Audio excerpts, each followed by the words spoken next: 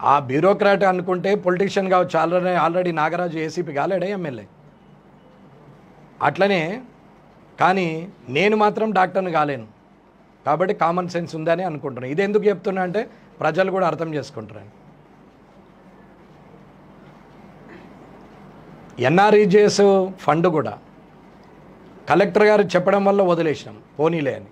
4 కోట్ల రూపాయలు అప్పున్నటువంటి సర్పంచులకు సమస్యలు ఉన్నాయి, వాళ్ళ పేమెంట్లు ఇవ్వాలని చెప్పేసి కొత్త సమస్యలు వద్దని వదిలేసినాం. దాన్ని తీసుకుపోయి ఊర్లలో పెట్టి దీనికి రేవంత్ రెడ్డి గారికి శబరిమల గారికి శుభాకాంక్షలు అనుకుంటా రోడ్లు వేస్తున్నారు. రోడ్లు వేసిన వాళ్ళందరికీ నేను 11 నాడు ఇన్స్పెక్షన్కి పోతున్నా.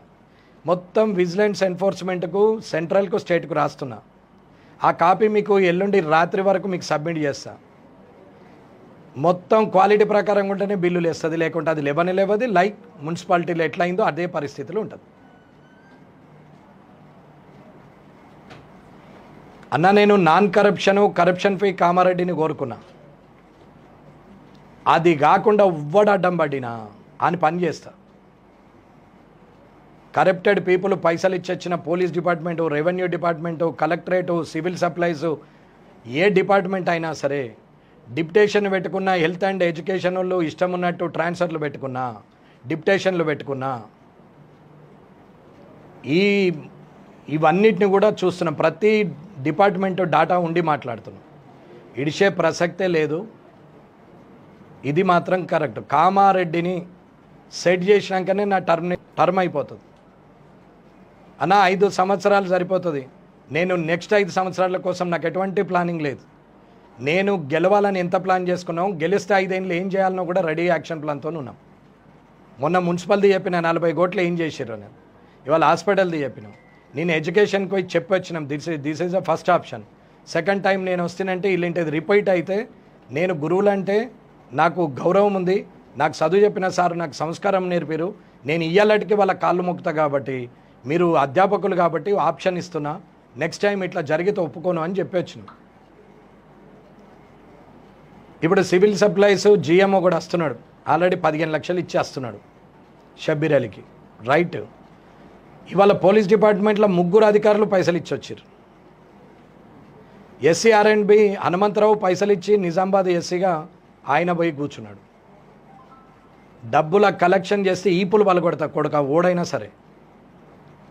డబ్బు వ్యవహారం తీసుకుంటే నేను ఎంతకంటే అంతకు తెగించి మాట్లాడతా.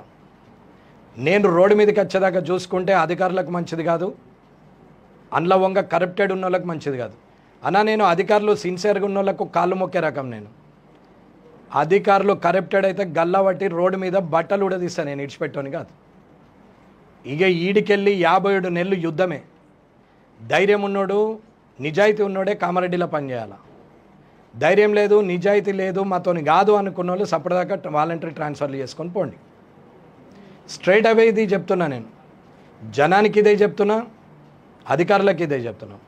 నేను చేంజ్ కోరుతున్నా. నేను హానెస్ట్ పొలిటీషియన్ ఉంటే, బ్యూరోక్రాట్ హానెస్ట్ ఉంటారని నమ్మే వ్యక్తిగా నేను హానెస్ట్గా ఉండడానికి ప్రయత్నం చేసి జనం మధ్యలో గెలిచి వచ్చినాం. Without liquor, without purchase vote.